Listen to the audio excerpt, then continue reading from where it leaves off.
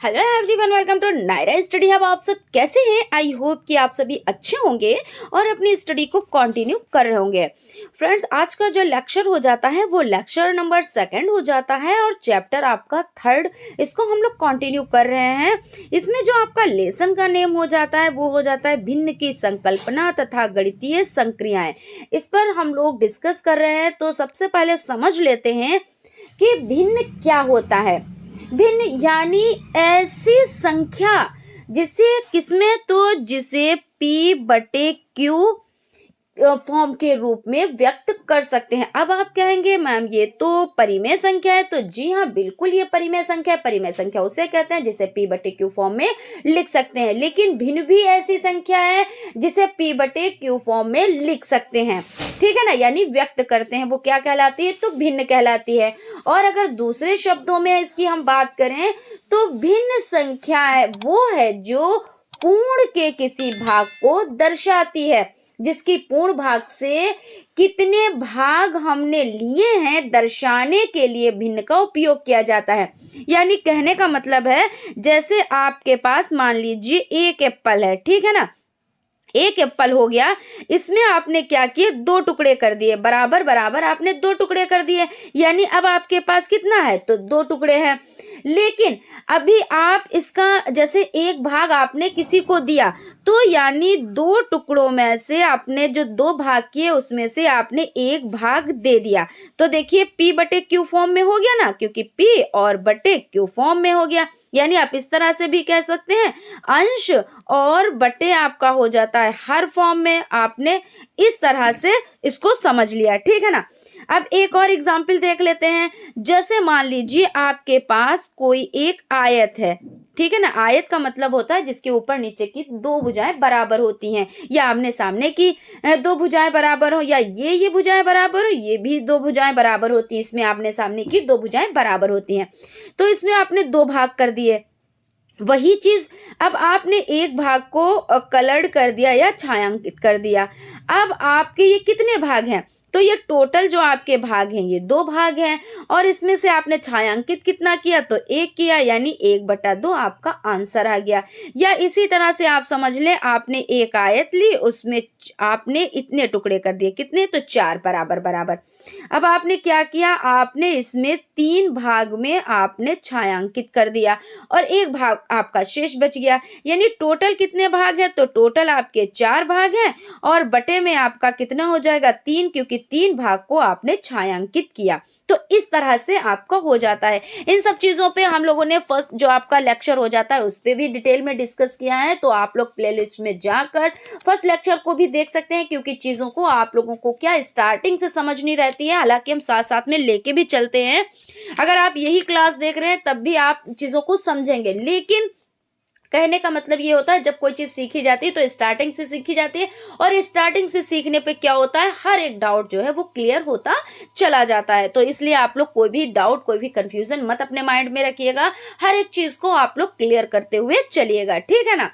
अब हम चलते हैं, देखते हैं कि हम लोग किस पर डिस्कस कर रहे थे। तो सबसे पहले हम लोगों ने डिस्कस किया कि जो आपके सिलेबस में भिन्न है, तो भिन्न वो कितनी है, तो उनके प्रकार कितने हैं। तो जो प्रकार हो जाते हैं भिन्न के, वो प्रकार आपके हो जाते हैं 6 टाइप हो जाते हैं, यानी 6 प्रकार के भिन्न होते हैं। उसमें कौन कौन से भिन्न होते हैं, तो आपका सबसे पहले हो जाता है सम, और उसके बाद आपका सेकंड नंबर पर हो जाता है विषम, और आपका थर्ड नंबर पर हो जाता है सजातीय हो जाता है, और आपका 4 नंबर पर विजातीय भिन्न हो जाती है। कौन सी हो जाती है, तो विजातीय भिन्न हो जाती है।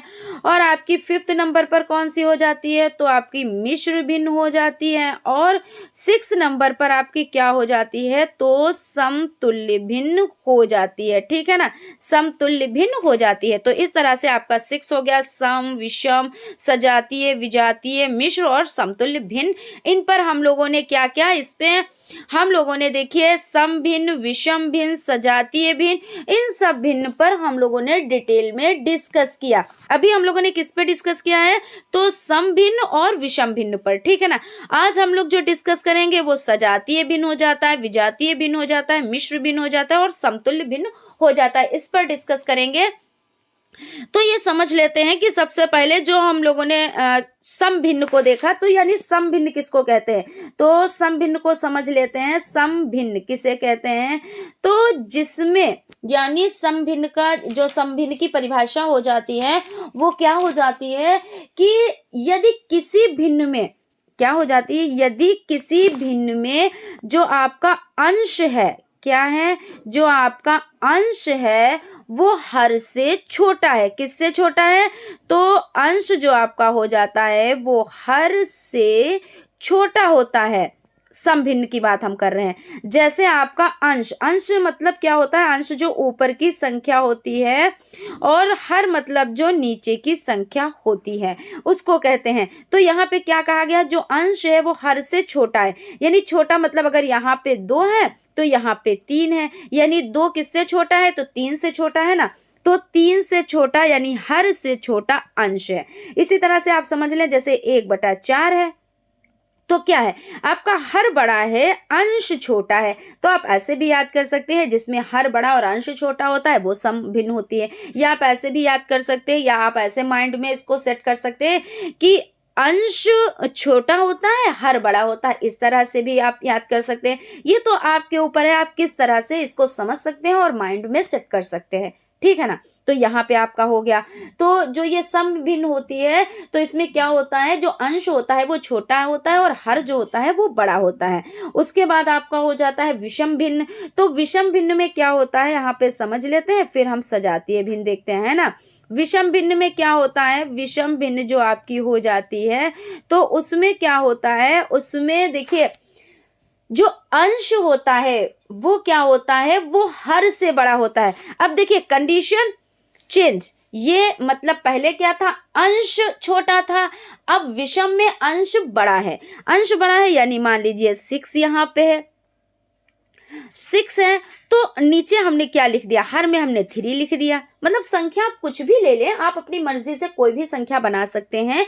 जैसे एग्जाम्पल अगर आपसे कोई पूछे तो आप कोई भी संख्या ले सकते हैं, बस शर्त ये होनी चाहिए कि हर जो है वो अब छोटा होना चाहिए और अंश क्या है विषम में तो बड़ा होना चाहिए। आप ऐसे बहुत सारी संख्याएं ले सकते हैं, जैसे आपका हो जाता है 60/4, इसमें भी देखिए अंश बड़ा है हर छोटा है, 8/3 है ना, और 9/4। मतलब आप कुछ भी संख्या लें, लेकिन कंडीशन यही होनी चाहिए कि अब क्या है, विषम भिन्न में आपका हर बड़ा हर जो है आपका छोटा हो और अंश आपका क्या हो, वो बड़ा होना चाहिए, ठीक है ना। तो यहाँ तक आपका क्लियर हो गया। तो ये हम लोगों ने क्या किसमें पढ़ा, तो हम लोगों ने फर्स्ट लेक्चर में पढ़ा, यानी चैप्टर 3 में लेक्चर 1 में हम लोगों ने इस पर डिटेल में डिस्कस की। आज जो डिस्कस करेंगे वो किस पर डिस्कस करेंगे, तो इसको भी समझ लेते हैं।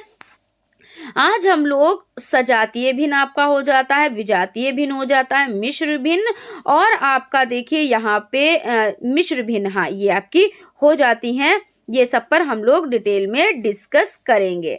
तो चलते हैं, सबसे पहले हम लोग देख लेते हैं आपकी सजातीय भिन्न, इसको समझ लेते हैं, ठीक है। तो सजातीय भिन्न आपकी हो जाती है, यदि दी गई भिन्नों में हर समान होते हैं तो इस प्रकार की भिन्नों को सजातीय भिन्न कहते हैं। यानी कहने का मतलब क्या है कि यदि दी गई भिन्नों में हर समान होते हैं, हर समान का मतलब ये है कि जो देखिए अभी आपने समझा कि अंश जो आपका होता है वो ऊपर होता है, अंश क्या होता है वो ऊपर होता है, और हर जो होता है वो क्या है तो नीचे होता है।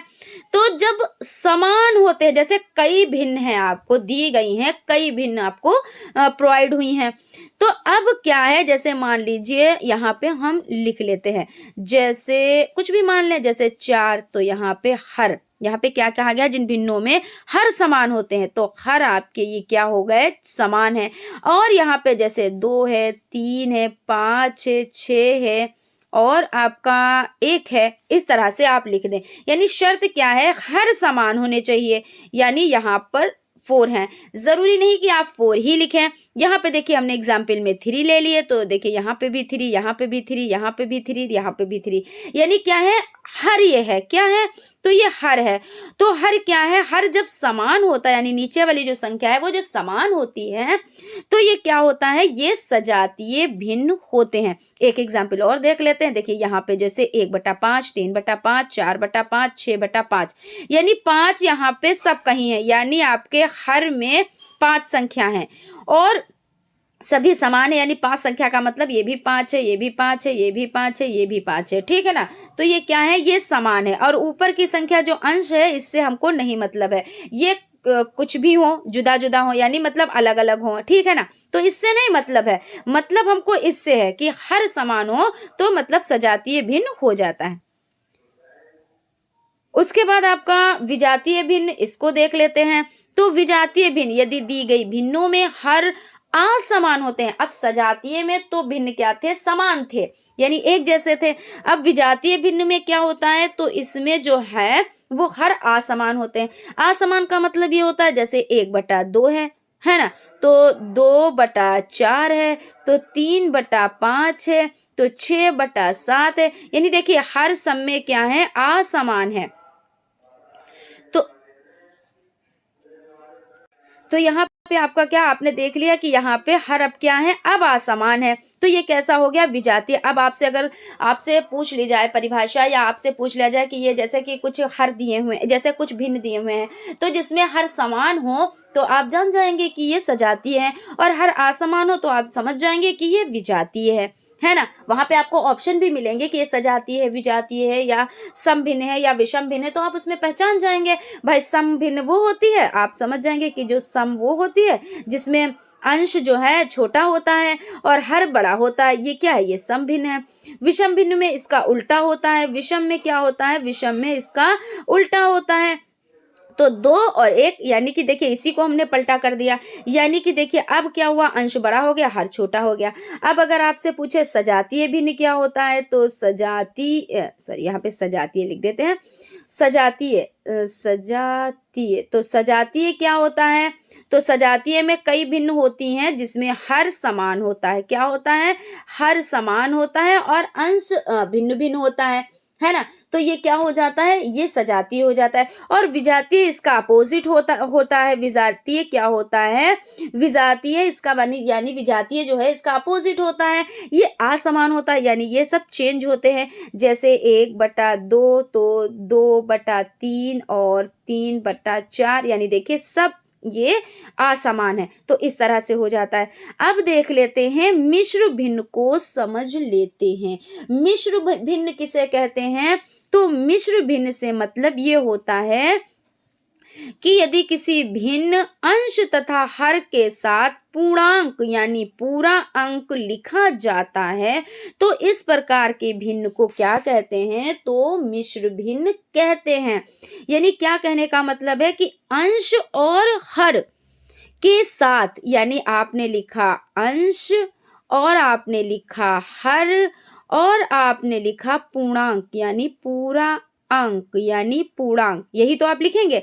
तो इस तरह से आप लिख सकते हैं, जैसे 5/3 और यहाँ पे आप कोई नंबर एक ले लीजिए, 4 ले लीजिए, तो ये आपका क्या हो गया, ये आपका मिश्र भिन्न हो गया। इस तरह से आप सेकंड नंबर ले लीजिए 3/2 और यहाँ पे भी आप 2 ले लीजिए, ये आपका क्या हो गया, मिश्र भिन्न हो गया। यहाँ पे आप ले लीजिए 5/2 और यहाँ पे भी आप 5 ले लीजिए, ये क्या है, ये मिश्र भिन्न है।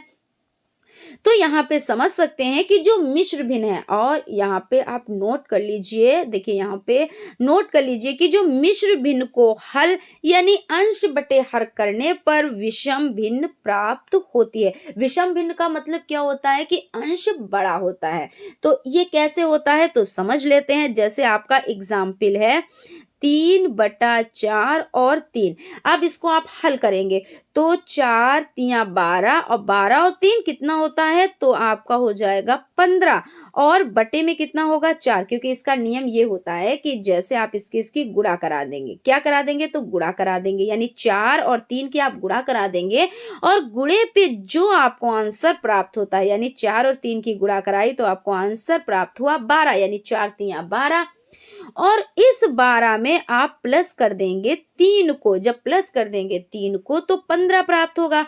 और जो आपका हर होता है उसको यहाँ पे लिख लिया जाता है, हर की जगह पे फिर से लिख दिया जाता है, यानी पहले गुणे में उसको शामिल किया जाता है, और जब गुणे में उसको शामिल किया जाता है यानी हर को शामिल किया जाता है ना, कि आपने हर को शामिल किया, उसके बाद जब इन दोनों का जो आंसर आता है उसको, जो आपकी अंश वाली संख्या होती है, अंश के साथ उसको प्लस कर दिया जाता है, और प्लस करने के बाद जो संख्या प्राप्त होती है उस संख्या को अंश में लिख देते हैं, यानी कि कहाँ पे लिख देते हैं, तो अंश में लिख देते हैं, और बटे में जो हर में संख्या होती है वो तो हम फिर से लिख ही देते हैं। तो इस तरह से कौन सी संख्या प्राप्त हुई हमें, 15/4, यानी ऊपर बड़ी संख्या और नीचे छोटी संख्या, यानी हर में कैसी है तो छोटी संख्या और अंश में कैसी है तो बड़ी संख्या। और ये क्या होता है, तो ये देखिए आप लोगों ने अभी पढ़ा है इसको, कि जिसमें अंश बड़ा होता है वो क्या कहलाती है, तो वो विषम संख्या कहलाती है। यही तो है ना, कि जिसमें क्या होता है, जिसमें आपका जो अंश होता है वो बड़ा होता है, किसके अकॉर्डिंग, हर के अकॉर्डिंग, है ना, हर के अकॉर्डिंग आपका अंश बड़ा होता है। और सम में क्या होता है, सम में ये होता है कि आपका जो अंश है वो छोटा होता है, ये चीज। तो यानी जो मिश्र भिन्न है, तो जब आपको आंसर प्राप्त होगा, यानी जब आप उसको सॉल्व करेंगे तो आपको कौन सी भिन्न प्राप्त होगी, तो आपको विषम भिन्न प्राप्त होती है। तो यहाँ पे आपका नोट में ये चीज आप नोट कीजिएगा इसको।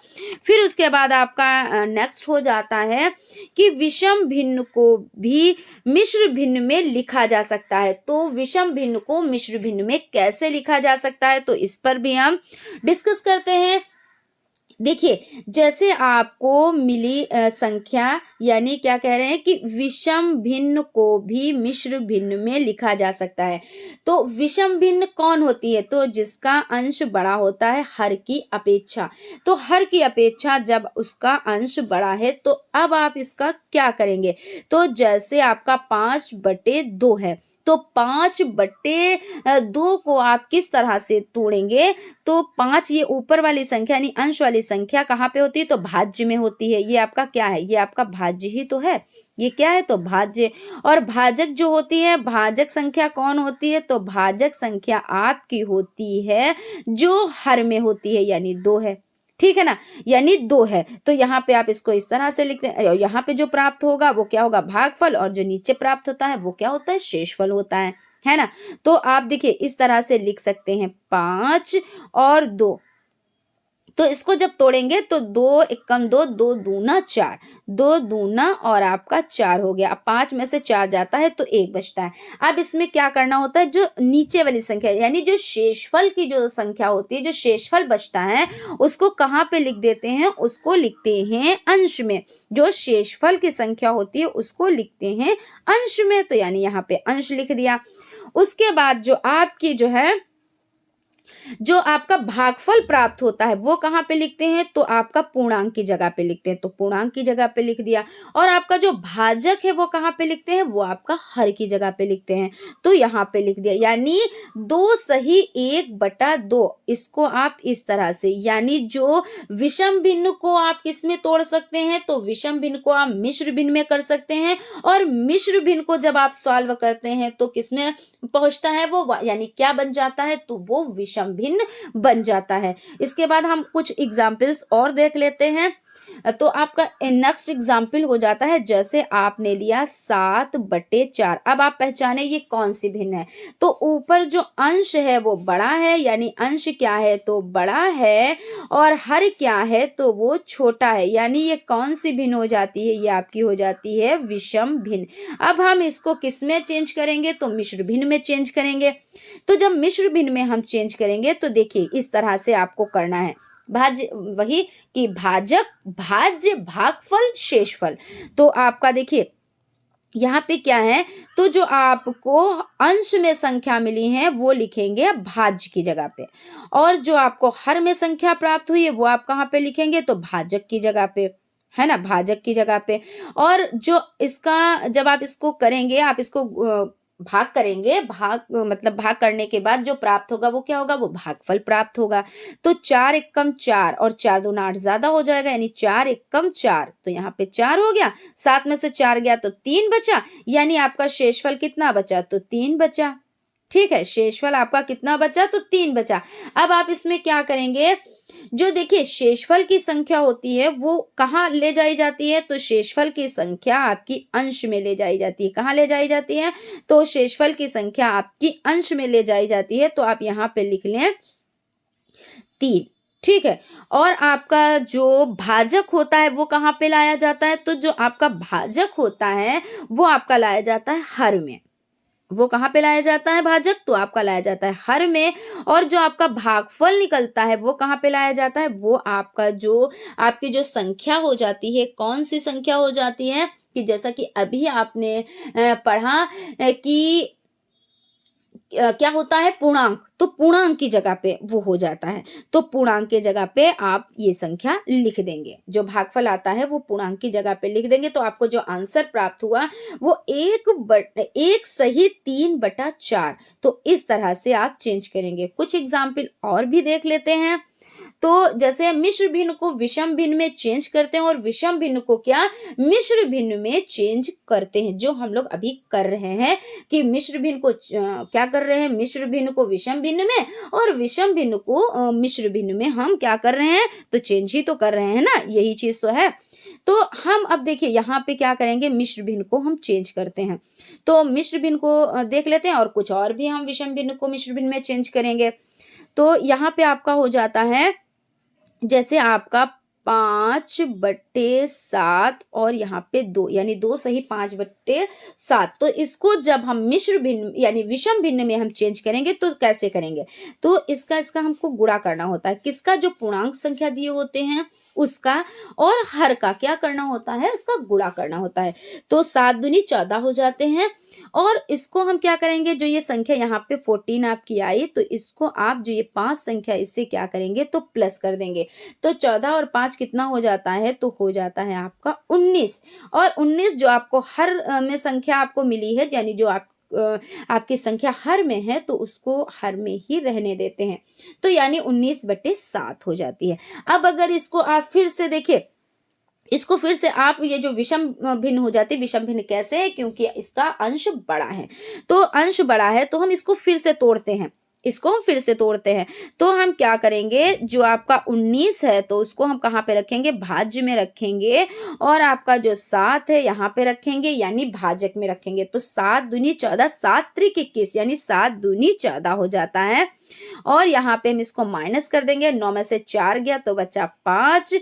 और अब क्या करेंगे, जो आपको शेषफल प्राप्त हुआ है वो कहाँ पे रखेंगे, शेषफल आपका कहाँ पे होगा, तो वो आपका हो जाएगा अंश में। कहाँ पे हो जाएगा, शेषफल हो जाएगा अंश में। और जो आपकी संख्या हो जाती है, यानी आपकी जो भाजक है, तो भाजक कहाँ पे होती है, तो भाजक आपका हो जाता है हर में। और आपका जो भागफल प्राप्त होता है वो पूर्णांक की जगह पे होता है, पूर्णांक संख्या। यानी जो आपका आंसर निकल कर आया, तो 2 सही 5/7, ये आपका आंसर निकल कर आ गया है। तो यहाँ पर आप लोगों का देखिए, इतने एग्जाम्पल्स इनफ हैं। अगर आपको और भी एग्जाम्पल्स इसके चाहिए तो आप लोग कमेंट बॉक्स में कमेंट करें, हम और भी एग्जाम्पल्स इसके कंटिन्यू करेंगे। और बाकी आप लोगों से तो ये हम कहते ही रहते हैं, और रोज ही कहेंगे कि आप लोग नोट्स बनाते चलें, चीज़ों को समझते हुए चलें, प्रैक्टिस करते हुए चलें, क्योंकि मैथ का मतलब ही प्रैक्टिस होता है। और फ्रेंड्स, अगर आप लोगों को वीडियोस अच्छी लगती हैं, आप लोगों को चीज़ें समझ में आती हैं, तो आप लोग एक लाइक ज़रूर किया कीजिए। ये इससे क्या होता है, लाइक करने से कि हमको मोटिवेशन मिलता है, हम इससे मोटिवेट होते हैं और चीज़ों को और भी बेहतर करने की कोशिश करते हैं। वैसे हम अपना 110% देते हैं, लेकिन हम और भी बेहतर करने की कोशिश करते हैं कि हाँ, हमारी इतनी फैमिली है, हमारी फैमिली को इस चीज़ की नीड है, और हर वो शख्स चाहता है। और आप लोग क्या क्या कीजिए कि जो वीडियोज़ हैं इनको शेयर भी किया कीजिए। शेयर करने से क्या होता है कि आप किसी का भला करेंगे तो आपका भी भला होगा। यानी कुछ लोग तो ऐसे होते हैं जिनको बेसिक की चीज़ें नहीं आती हैं और मैथ उनको बहुत ज़्यादा टफ लगती है, यानी कहते हैं बहुत ज़्यादा टेढ़ी खीर है, तो उन लोगों को आप ज़रूर वीडियो प्रोवाइड कराया कीजिए। क्यों? क्योंकि देखिए बेसिक से चीज़ें हम आपको बता रहे हैं, शून्य से शिखर पर हम आपको लेके जा रहे हैं। तो जब शून्य से हम चीज़ों को समझा रहे हैं, तो चीज़ें उनकी क्यों नहीं समझ में आएँगी? तो आप लोग उनका भी भला करें, ठीक है ना?